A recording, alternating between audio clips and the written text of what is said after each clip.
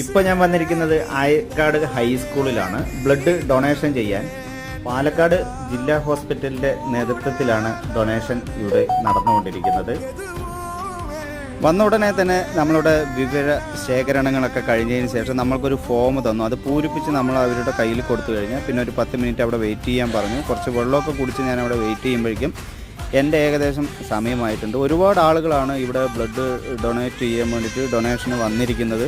എന്തായാലും നല്ല തിരക്കുണ്ടായിരുന്നു. ഞാൻ ഏകദേശം 12 മണിക്ക് ശേഷമാണ് വന്നത്. എൻ്റെ ബ്ലഡ് സ്വീകരിക്കാനുള്ള ഒരു ബാഗും എൻ്റെ കയ്യിൽ തന്നിട്ടുണ്ട്. അങ്ങനെ ബ്ലഡ് ഞാനിപ്പോൾ കൊടുത്തുകൊണ്ടിരിക്കുകയാണ്.